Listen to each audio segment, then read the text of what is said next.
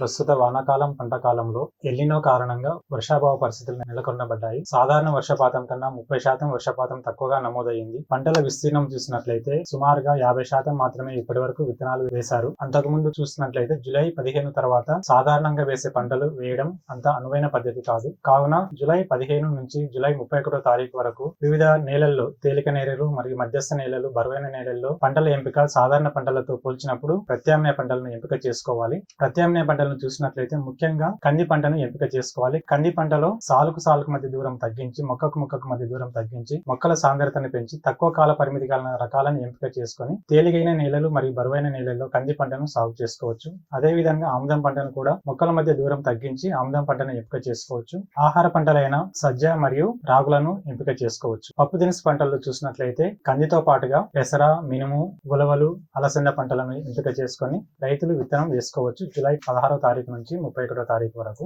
నూనె గింజల పంటలైన ప్రొద్దుతిరుగుడు, ఆముదము పంటలను తేలికైన నేలలు మరియు బరువైన నేలల్లో ఈ సమయంలో విత్తుకోవడానికి ప్రత్యామ్నాయ పంటలుగా చాలా అనువైన పంటలు. వీటితో పాటుగా వర్షపాతం జూలై 15 నుండి 31 వరకు కూడా సాధారణం కంటే తక్కువగా రావడం, లేకపోతే ఎవరైతే రైతులు విత్తనం వేసుకోలేదో అటువంటి ప్రదేశాల్లో, అటువంటి ప్రాంతాల్లో ఆగస్టు 1వ తారీఖు నుంచి 15వ తారీఖు వరకు కంది, ఆముదము మరియు నువ్వుల పంటలను, అదేవిధంగా ప్రొద్దుతిరుగుడు పంటను వేసుకోవచ్చు. తేలిక నేలల్లో ప్రొద్దుతిరుగుడు పంటలను తేలిక నేలల్లో సాగు చేయకూడదు. బరువైన నేలల్లో మాత్రమే ఆగస్టు 1వ తారీఖు నుంచి 15వ తారీఖు వరకు వేసుకోవచ్చు. ఆగస్టు 15 తర్వాత కూడా ఎవరైనా రైతులు విత్తనం వేయకుండా మిగిలిపోయి ఉన్నట్లయితే అటువంటి ప్రాంతాల్లో ఆగస్టు 16 నుంచి 31 తారీఖు వరకు నువ్వులు అనే పంటను సాగు చేయడానికి అనుకూలమైన సమయం. ప్రస్తుత వర్షాభావ పరిస్థితుల్లో వివిధ పంటల్లో ముఖ్యంగా ప్రత్తి, తర్వాత సోయా చిక్కుడు ఎక్కువ విస్తీర్ణంలో సాగు చేయబడింది. అదేవిధంగా మొక్కజొన్న కూడా కొద్ది విస్తీర్ణంలో విత్తనం వేశారు. ఈ పంటల్లో ప్రస్తుత వర్షాభావ పరిస్థితుల వలన ప్రత్తిలో రసం పీల్చే పురుగులు, ముఖ్యంగా అఫిడ్స్ మరియు త్రిప్స్ ఎక్కువగా ఆశించే అవకాశం ఉంది. వీటి నివారణకు ముందు నివారణ చర్యగా లేదా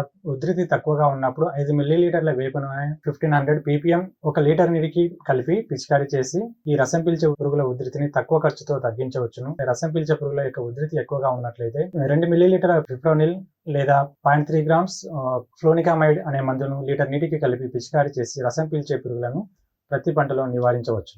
అదేవిధంగా మొక్కజొన్నలో ఈ వర్షాభావ పరిస్థితులు ఎక్కువగా ఉన్నప్పుడు కత్తెర పురుగు ఎక్కువగా ఆశించే అవకాశం ఉంటుంది. ఈ కత్తెర పురుగును నివారించడానికి ఉధృతి తక్కువగా ఉన్నప్పుడు 5 మిల్లీలీటర్ల వేప నూనె 1500 ppm మందును లీటర్ నీటికి కలిపి మొక్కజొన్న పంటపై పిచికారీ చేసి నివారించవచ్చును. ఒకవేళ ఉధృతి ఎక్కువగా ఉన్నట్లయితే 0.4 ml క్లోరాంట్రినిప్రోల్ మందును లీటర్ నీటికి కలిపి పిచికారీ చేసి కత్తెర పురుగును నివారించవచ్చును. ఈ వర్షాభావ పరిస్థితులు ఎక్కువ నేలలో తేమ లభ్యం కాదు కాబట్టి తరచుగా అంతర కృషి చేసి నేల పైపొరలో మట్టి కింద ఉండే నేలలో ఉండే తేమను రక్షించడానికి అవకాశం ఉంటుంది కాబట్టి తరచుగా అంతర కృషి చేసి నేలలో తేమను సంరక్షించి కలుపును నివారించి మొక్కకు తగు తేమ లభ్యమయ్యే విధంగా చూసుకోవాలి.